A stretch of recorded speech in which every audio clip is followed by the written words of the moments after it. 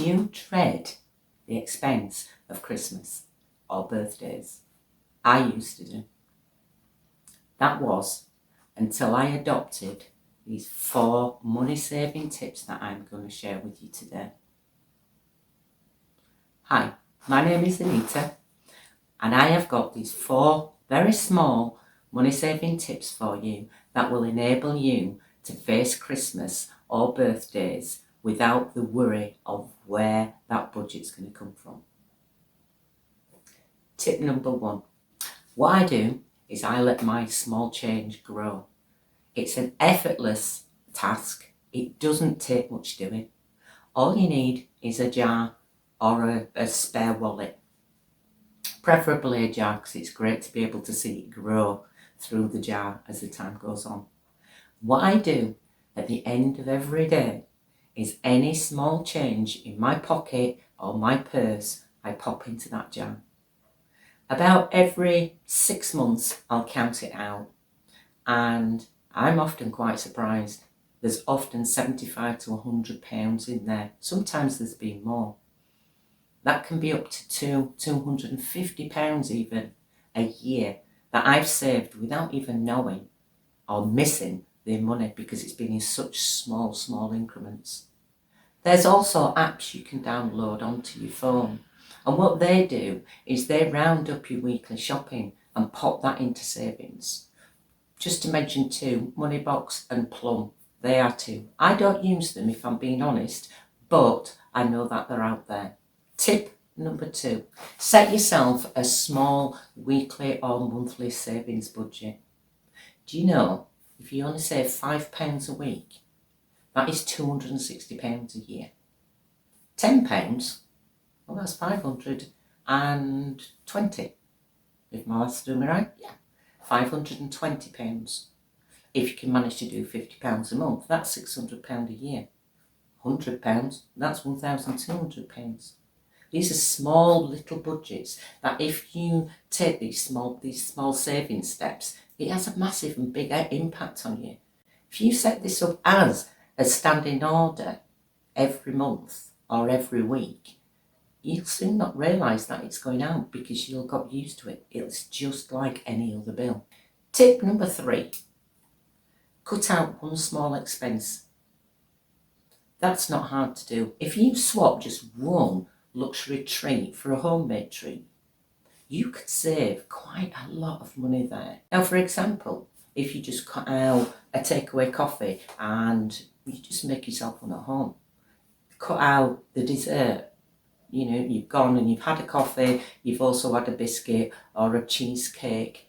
Cut, if not both of those out, at least cut one of those out.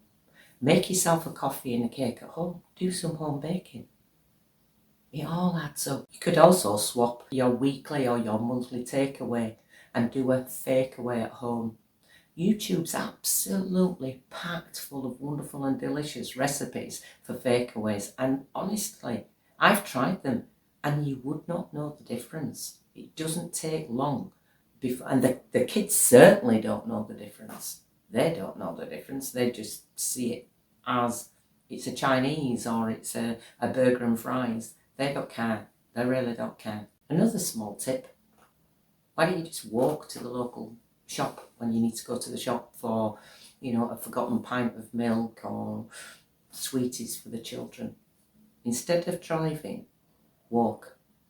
1, you're saving up money on petrol, but 2, you're also getting a little bit of exercise in with the mix, so it's a win-win. Tip number 4. Cash is king.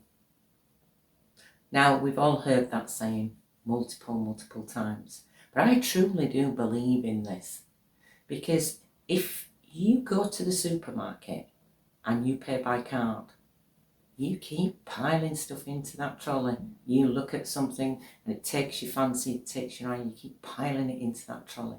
And you just tap your card and it's paid for. And it's not until you look at the end of the month and see how much money you've actually spent. And a lot of this stuff, we end up throwing it away because we've bought up too much that we don't actually need. And the sell-by dates tell us, oh, we have to throw it away. So what I do is I draw out my weekly budget for my food. And that is what I've got. And once it's gone, it's gone. So I always shop within my means. And guess what? If at the end of the week there's anything left, yeah, you've got it. It goes into my savings. This stops me overspending and also helps towards my savings. I hope those 4 tips help. Please take them on board and let me know if you've got any money saving tips. Savings does not have to be overwhelming. Start small, be kind to yourself, and watch those pennies grow into pounds. It's not about how much you're saving, it's the fact that you're saving. That's where you're the winner. You've got this. You can do it.